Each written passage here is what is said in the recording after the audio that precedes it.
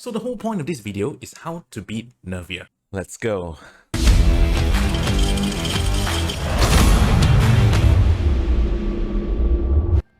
Just to give you a quick summary, Nervier, when compared to the previous week's bosses, is more forgiving in relation to timing, but leans slightly more towards a DPS check. The fight is pretty straightforward and you do not need to time your deployment, skills, and ultimates as tediously as the previous moderator bosses. If you'd like to jump straight to what units I suggest to use against her, you can find the timestamp in the description below. There are generally a few things that requires your attention when fighting the boss. In this part, I will explain in detail what she does. The entire Nervier fight can be broken down into 3 phases, which can loosely be identified by the 3 segments of her HP bar. Starting from the first phase, Nervier consistently summons 3 types of ads to confront you. The one you need to pay attention to is the sniper, who she keeps nested right in front of her. Outside of her special skill, this is the next main source of damage that this boss fight has. She will also occasionally do an AoE pushback to your melee units. And since the ad that she summoned is a sniper unit, it does more damage to strikers, but we can resolve this by using Regina, who is a supporter class, and she creates an ice shield to tank some of the damage.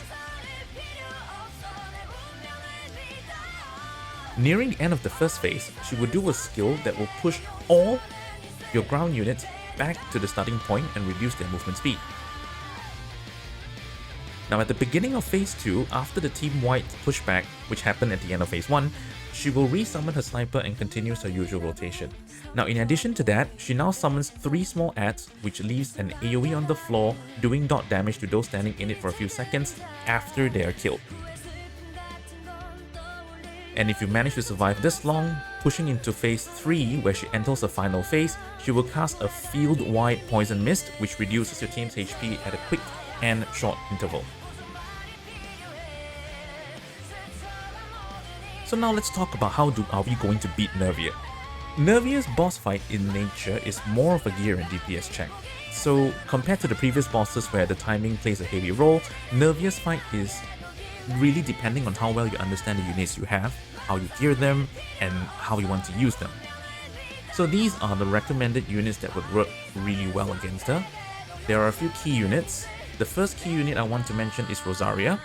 Rosaria, being an air unit, will be left untouched almost throughout the entire fight, and she is designed to do raw damage. You can give her attack or cooldown reduction set. In the event that you do not have Rosaria, you can replace her with other rangers like Gayun. She can work well too. The next key unit I would like to mention is Adele. She's absolutely amazing here, not as the biggest DPS, but for her ability to create bodies that could help your frontline survive, saving you the deployment resource for redropping them for other units. She also gets a boost for being part of the ESPR faction, so no reason not to use her. The third key unit is actually optional in this sense, which is Regina. Regina is awesome for having the ability to throw down ice shields, which could help block some of the sniper's hits. Her passive also reduces the enemy's attack and attack speed, though not as strong as when she's against mechs. And finally, she also gets a boost for being part of the ESPR faction. If you realize that your team can survive without her, you can actually opt her out for another ranger DPS to push your score a little bit higher faster. The fourth key unit is a very brain-dead decision, Young Harim. As always, Harim's skill haste ability is and will always be the best possible buff for any situation, so I don't need to tell you more. There is one exception though, now that I think about it, but we can save that for another video. So once you have the 4 key units, or 3, you can fill the remaining roles with supporting units. And here are a few suggestions. You're going to need at least 1 or 2 melee attackers, and the rest could be range buffers. For melee, I personally went for Chifuyu since she reduces enemy defense, hits pretty hard, and I'm a Chifuyu sim. You can opt her for a tank like Awakened Hild, or other strikers like Einstein Zwei, and even Admin Sword Fighter. To fill in the remaining support roles, the most ideal ones I'd recommend would be Shinjia and Seoyun. Xinjia's buff team-wide crit and attack speed, while Suryun gives the team a boost of 30% attack upon deployment for 16 seconds. And that's the entire lineup. As for gear recommendations, here's what I have to say. Do you have cooldown reduction gear? Yes? Good. One set? Great. Put it on Harim. How about everyone else? Easy. DPS, for DPS class, just use attack speed or attack sense. For supports, use HP and a mix of HP evasion sets. That's a bad recommendation, you say? Well, I can tell you what set and subsets work best for each employee, but there's no point if the general populace, other than some lucky players or whales, have them right. So just trust me on this. If you find what you hear so far to be helpful, do subscribe and like this video so that you can help me help YouTube notify you of any more guides or content in the future. It really helps out the channel a lot, so be sure to click that button below. So now you know roughly what units you will want to be in your team. I'm going to talk about the fight strategy, how you're going to deploy them, and the sequence to do it. So let's start off at far back with Adele, Regina, and Chifuyu. Next, we'll put Harim down to initiate the skill haste effect.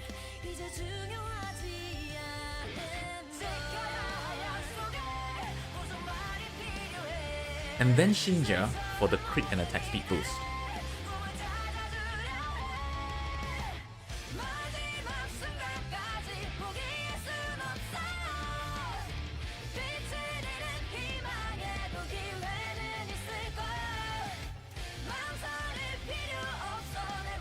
Rosaria can come next since your team should be pushed past the middle point by now. After that, you have to play it by ear. Your objective is to keep at least one unit in the front and cycling through the units to deploy Suryun as much as possible. You should have deployed all units onto the field before you reach the end of the first phase.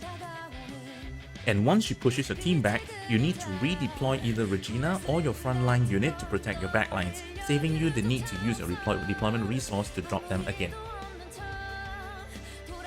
If you manage to reach the final phase, where she summons the poison mist on the entire field, it's all about dishing out as much damage as you can from this point, so whatever you can to redeploy to do some damage, whoever's skill is off cooldown and they didn't manage to do it before they die, drop them again, do as much damage as you can.